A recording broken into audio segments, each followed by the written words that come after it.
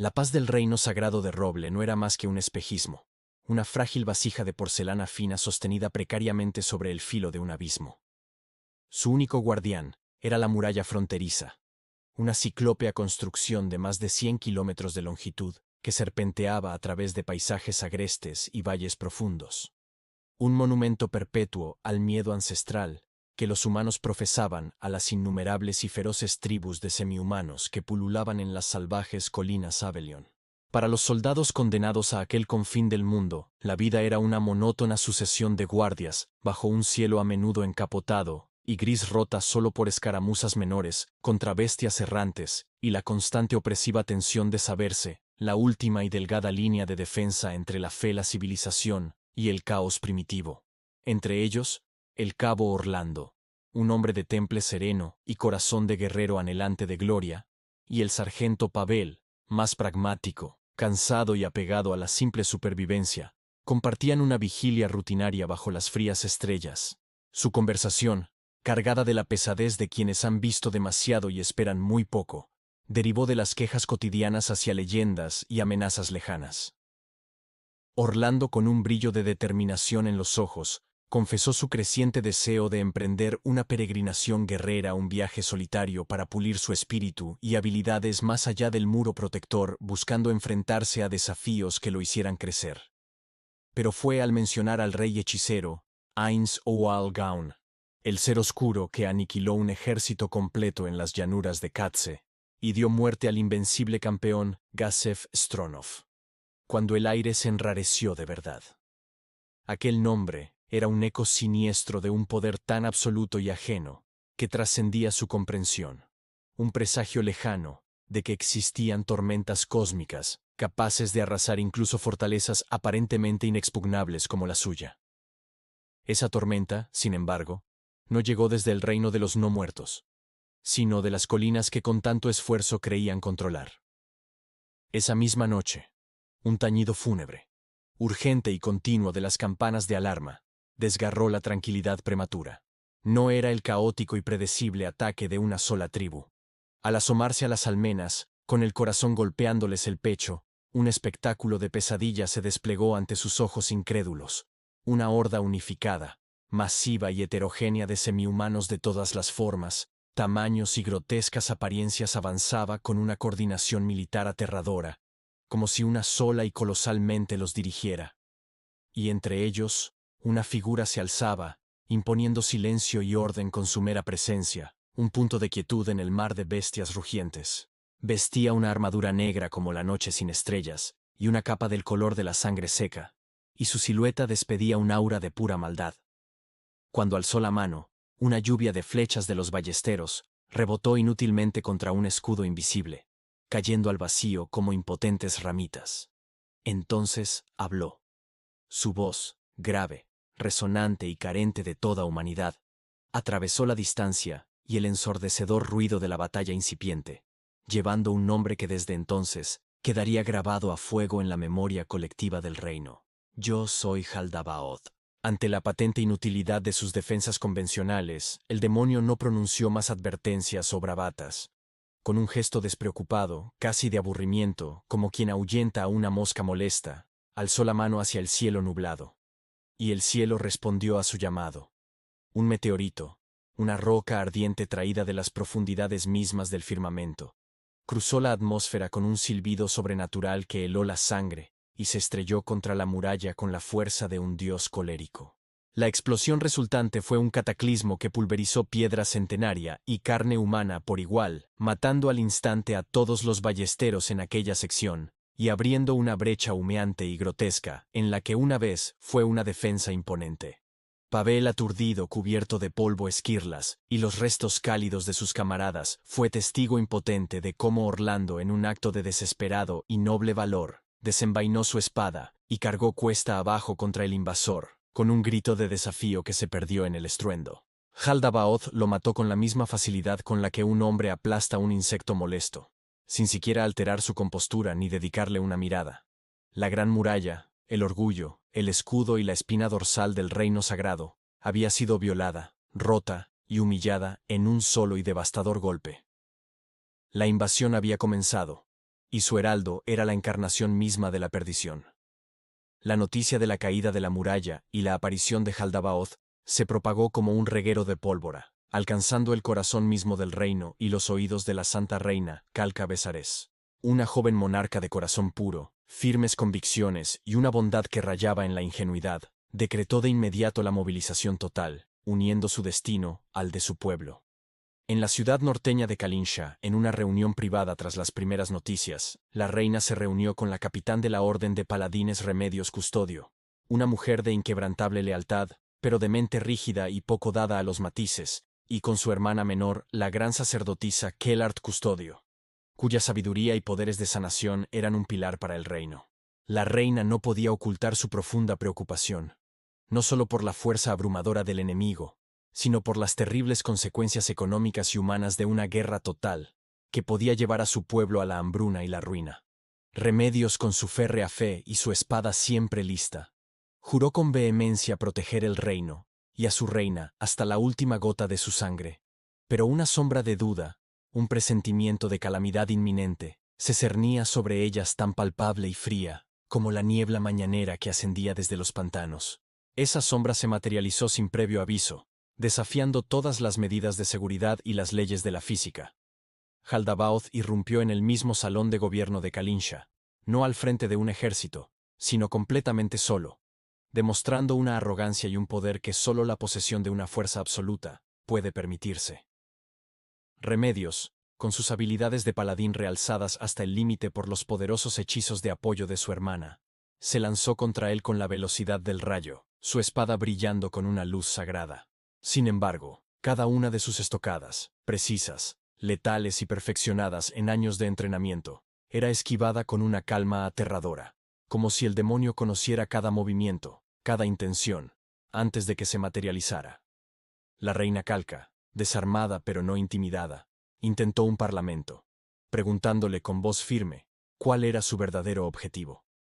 La respuesta de Jaldabaoth fue un desprecio absoluto, un menosprecio que hería más que cualquier arma. Declaró que solo estaba allí para evaluar, para asegurarse de que no existiera nadie en el reino que pudiera hacerle frente, y así no repetir su fracaso en el reino de Re-Estice, un término que sonaba a burla sangrienta. Remedios, en un último y desesperado esfuerzo que consumió toda su fuerza y voluntad, logró conectar un golpe certero en el peto del demonio, un impacto que lanzó a Jaldabaoth a través de la pared de piedra hacia el edificio contiguo.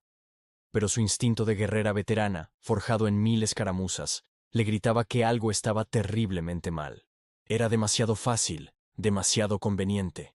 Sintiendo la oportunidad única, perhaps la única que tendrían, ordenó a la reina que usara el ritual del fuego sagrado, una técnica ancestral y secreta de la familia real, que consumiría la propia vida de la monarca, para generar una explosión de energía sagrada pura, capaz de purificar cualquier mal, incluso uno de tal magnitud.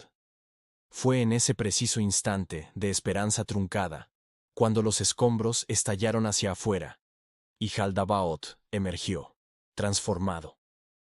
Su nueva forma era la de un señor del mal arquetípico, un ser de pura y refinada malicia, con 4 brazos armados con cuchillas oscuras y una aura de opresión física y espiritual que hacía difícil respirar y mantenerse en pie. Los ataques coordinados de los paladines restantes ya no le hacían nada. Sus espadas benditas se revelaban tan inútiles como juguetes de madera contra aquella perfección demoníaca. Con un teletransporte instantáneo que desafió la percepción, Jaldabaoth apareció junto a Calca y Kellart. Lo que sucedió después fue un acto de tal crueldad calculada y deshumanizante que sumió a todos los presentes en la más profunda y oscura de las desesperanzas. Para demostrar su poder absoluto y quebrar el espíritu de sus defensores de una vez por todas, el demonio tomó el cuerpo de la Santa Reina, y sin ningún atisbo de humanidad, piedad, o incluso reconocimiento de su dignidad, la usó como una masa viviente, blullonando con ella a los paladines que intentaban intervenir, reduciendo a su amada soberana a un instrumento de tortura. Acto seguido, como para sellar su victoria con un exabrupto de poder divino, un segundo meteorito cayó del cielo, destruyendo las enormes puertas de la ciudad, y permitiendo que la horda de semihumanos que esperaba fuera con sed de sangre, irrumpiera en Kalinsha entre gritos de triunfo y destrucción. el reino sagrado en un solo y aciago día, había perdido su muro, su capital norteña, su esperanza, y lo peor de todo, a su amada y bondadosa reina, cuya suerte final era un misterio tan terrorífico como la propia invasión. La pesadilla se cernió sobre el reino sagrado como un manto de plomo. Con el norte conquistado y la reina Calca y la sacerdotisa Kelart capturadas y sometidas a un destino peor que la muerte, Haldabaoth y sus hordas de semihumanos convirtieron los asentamientos humanos en campos de tortura y exterminio, dirigiendo ahora su mirada implacable hacia el sur, donde los restos del reino se apresuraban a formar una desesperada resistencia. De las cenizas de la derrota, nació un tenue y frágil rayo de esperanza, el ejército de liberación del reino sagrado. Y fue en este contexto que una de sus más jóvenes escuderas, Neya Baraja de mirada intensa y corazón leal, fue elegida para una misión tan crucial como desesperada: viajar a la capital del reino de Reestisé como parte de una delegación diplomática liderada por la ahora al mando Remedios Custodio. Al caminar por las abarrotadas y malolientes calles de la capital de Reestisé, Neya percibió de inmediato la pesadez en el ambiente, la huella de un reino que también había sido brutalmente golpeado por la guerra y la incompetencia de su nobleza. Su misión era clara: conseguir una audiencia con los nobles para suplicar ayuda militar. Sin embargo, fue un fracaso absoluto. Tras días de esperas humillantes y rechazos corteses, todos los nobles, sin excepción, se escudaron en la falta de recursos o tiempo, indiferentes a la suerte de sus vecinos. Al reportar su fracaso a Remedios, ésta, carcomida por la frustración, el dolor por la pérdida de su hermana y la reina, y un creciente fanatismo, culpó con dureza a la joven escudera, achacándole falta de convicción. Fue Gustave Montañés, el eficiente y pragmático segundo al mando, quien salió en su defensa, explicando con paciencia que los rechazos eran sistemáticos y predecibles, fruto de la corrupción y la miopía política, no de la falta de esfuerzo de Neya. La situación era aún más desesperada de lo que creían. Su reunión con el único grupo de aventureros de rango adamantita disponible, Blue Roses, fue una dolorosa dosis de realidad. Evileye, la misteriosa hechicera del grupo, les confirmó su peor temor. La única persona en el mundo que tenía alguna posibilidad de enfrentarse a Haldabaoth, el héroe Momon, había jurado lealtad al rey hechicero Ainz O'Algaun, el rey no muerto del recién fundado reino hechicero. La revelación fue un golpe demoledor para su moral.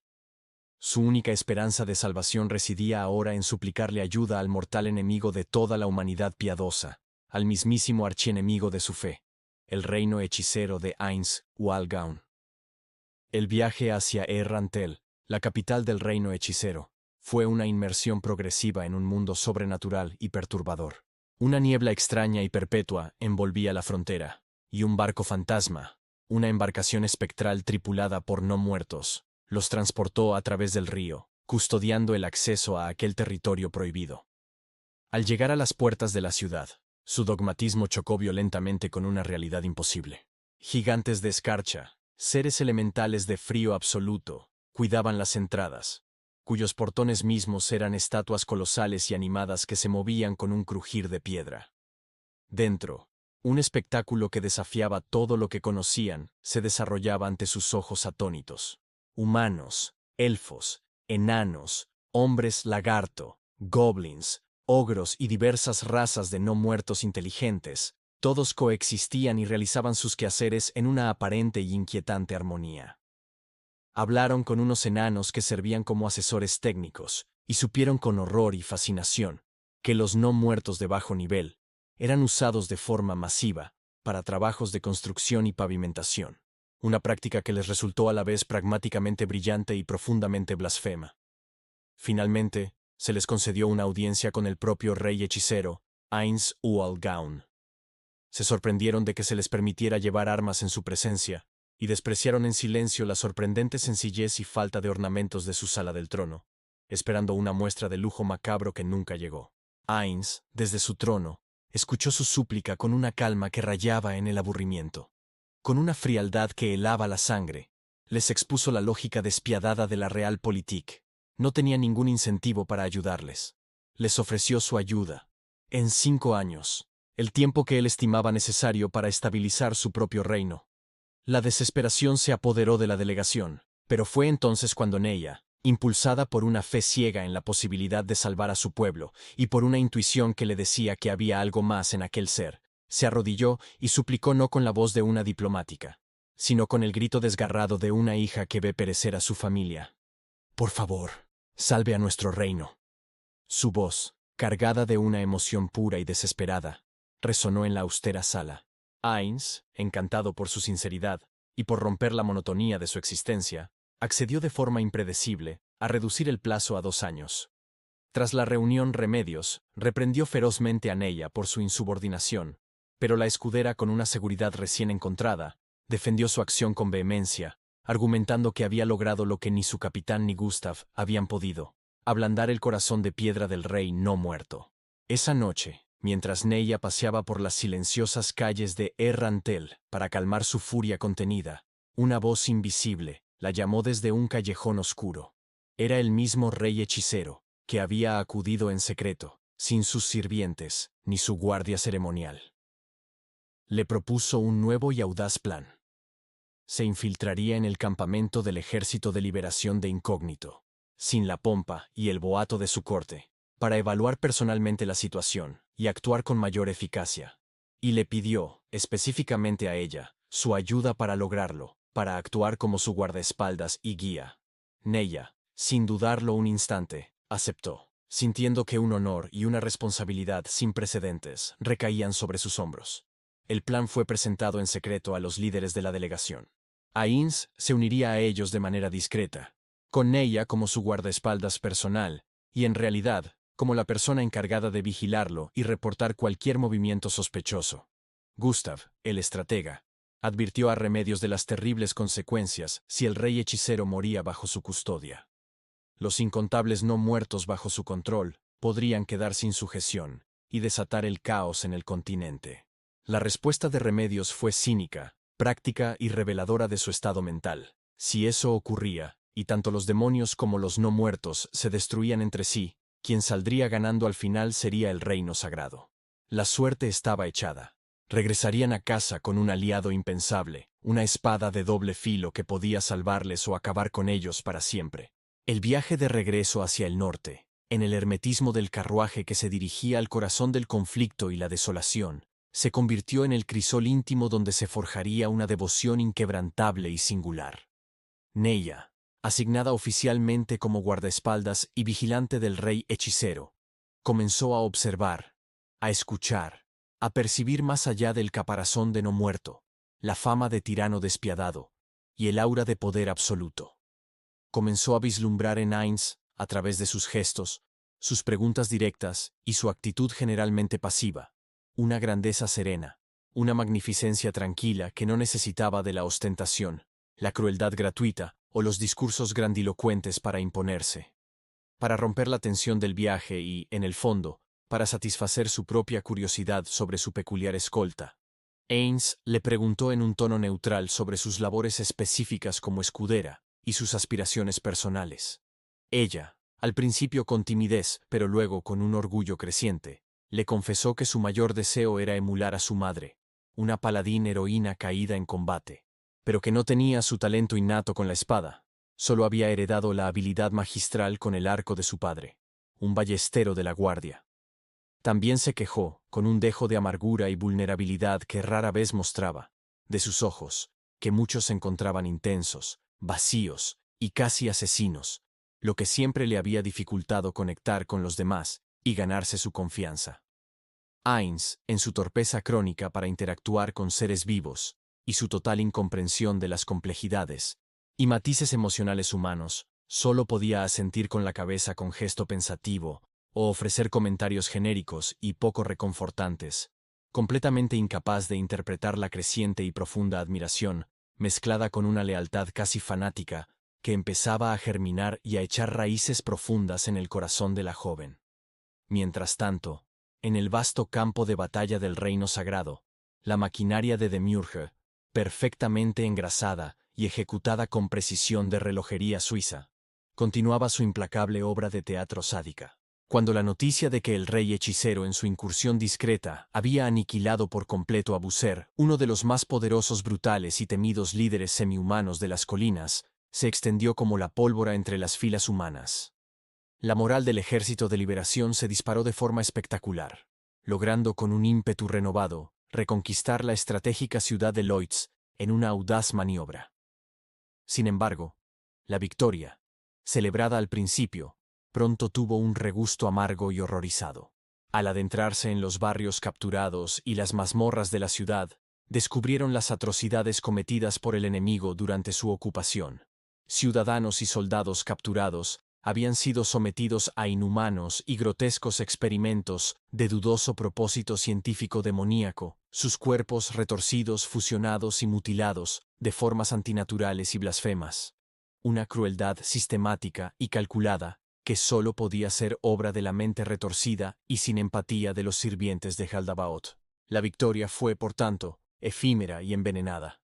El mismo Jaldabaoth, aparentemente enfurecido y humillado por la muerte de uno de sus más valiosos tenientes, ordenó un contraataque inmediato, masivo y devastador, acompañado de una guerra psicológica meticulosamente diseñada para quebrar la moral de la resistencia humana hasta su límite absoluto, usando el terror puro como arma.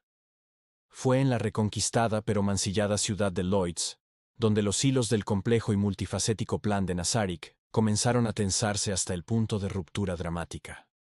Durante una tensa y crucial reunión de estrategia entre Heinz, Remedios, Gustav y los demás líderes militares para discutir el siguiente movimiento, la frágil y fingida paz fue brutalmente interrumpida. Jaldabaoth hizo su aparición espectacular en la plaza central, descendiendo del cielo o surgiendo de las sombras, acompañado de sus inquietantes y siempre silenciosas doncellas demonio. Seres de belleza etérea, movimientos gráciles y miradas vacías y obedientes. Lo que siguió fue un baile macabro y perfectamente coreografiado de terror, desesperación y humillación. Jaldabaoth se enfrentó brevemente a Remedios, y en un acto de crueldad psicológica suprema y calculada para causar el máximo daño emocional, usó el cuerpo putrefacto, profanado y animado de la reina Calca, ahora poco más que un zombi de élite de alta potencia bajo su control absoluto, como un arma contundente para golpear, lanzar y humillar a la capitán Paladín, mancillando el recuerdo de su soberana ante sus propios ojos. El impacto no fue solo físico, sino una devastación emocional y espiritual que dejó a Remedios hecha añicos su fe, su coraza de guerrera indomable, y su razón de ser resquebrajadas para siempre, sumiéndola en un abismo de ira impotente y dolor insondable. Jaldabaoth, entonces, se disculpó sarcásticamente por la intrusión, culpó cínicamente a Remedios de iniciar el ataque no provocado y luego, con una frialdad obscena y una sonrisa burlona, proclamó las atenciones que había tenido con la difunta Calca, afirmando que había hecho uso de su cuerpo hasta el final sin ningún problema, insinuando veladamente violaciones, vejaciones y profanaciones innombrables que hicieron hervir la sangre de todos los presentes. Luego, declaró sus intenciones con una claridad meridiana y aterradora. Después de derrotar y expulsar de una vez por todas al rey hechicero, los humanos supervivientes del reino sagrado serían su próximo y último objetivo para torturar, jugar y aniquilar lentamente, como un gato con un ratón. Sus doncellas demonios se revelaron entonces ante los ojos atónitos de todos, como doppelgängers mayores de la orquesta Erich, entidades prestadas por el duque del inframundo Chakmul. Y en un giro que el propio Heinz desconocía, potenciado significativamente en sus habilidades por la guardiana Aureole Omega, por órdenes directas de Albedo, con el único y específico propósito de hacer la pelea más desafiante, creíble y entretenida para su amado señor. La batalla que siguió fue un espectáculo meticulosamente orquestado para los ojos de todos los presentes. Heinz, siguiendo el guión establecido de antemano, fingió ser superado en número, táctica y poder. Los doppelgängers y el propio Jaldabaoth lo acorralaron, interrumpiendo constantemente sus conjuros con una sincronización perfecta y antinatural, esquivando sus ataques y poniéndolo en una situación aparentemente desesperada y difícil, forzándolo a una defensa precaria. La conclusión, tal como estaba planeada en los más mínimos detalles, fue dramática, espectacular y devastadora para la moral de los observadores humanos. El poderoso rey hechicero Heinz Ualgaun fue públicamente derrotado y humillado por Jaldabaoth, y obligado a retirarse de la batalla, escapando del campo a través de un teletransporte de emergencia que simuló ser forzado, dejando tras de sí un aura palpable de fracaso, derrota y desesperanza. La desesperación se apoderó del Ejército de Liberación, con una fuerza aplastante y definitiva. Su último y más poderoso bastión de esperanza, su arma secreta, había caído, había sido humillado y expulsado. Jaldabaoth, a pesar de proclamar su victoria, anunció con voz ronca que había sufrido graves heridas en el forcejeo final, y que, por tanto, él también se retiraría a sus dominios a recuperarse, no sin antes ser alcanzado por los débiles y furiosos disparos de una Neya que, impulsada por una rabia ciega y una lealtad feroz hacia el rey hechicero que ya trascendía todo razonamiento, intentó en vano acabar con él usando su arco, fallando todos sus proyectiles contra la imponente y despreciativa figura del demonio. Mientras los demás comandantes, incluida una Remedios al borde de la locura y la catatonia, creían firmemente y sin sombra de duda que Ainz había sido asesinado, destruido o expulsado para siempre del plano de batalla, Neya, con una fe inquebrantable, casi mística, que trascendía la lógica, la evidencia ocular y el sentido común, se negó rotundamente a aceptar tal conclusión. Él no ha muerto. Simplemente debe haber caído en algún lugar de las colinas Abelion. Algo le habrá pasado, pero no la muerte.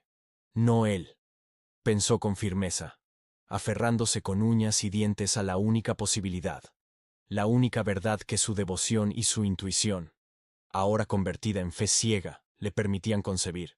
Para ella, su salvador, su ídolo, la encarnación de una nueva esperanza, no podía haber sido simplemente vencido. Era imposible. La derrota y desaparición del rey hechicero marcó un punto de inflexión sombrío en la guerra. Para la mayoría del Ejército de Liberación, era el preludio inevitable de su extinción final, la confirmación de que los cielos les habían vuelto la espalda. Pero en la oscuridad más profunda, nuevos e inesperados hilos del plan de Nazarick comenzaron a moverse en la sombra. Una de las doncellas demonio de Jaldabaoth, de alguna manera, había quedado fuera de su control tras la batalla, y ahora, misteriosamente, servía al reino hechicero y, por extensión, se ponía a disposición del maltrecho Ejército de Liberación. A través de la información extraída de esta doncella y de la obtenida de un prisionero CERN, se empezó a componer un panorama más claro, y no por ello menos aterrador, de la estructura de mando enemiga.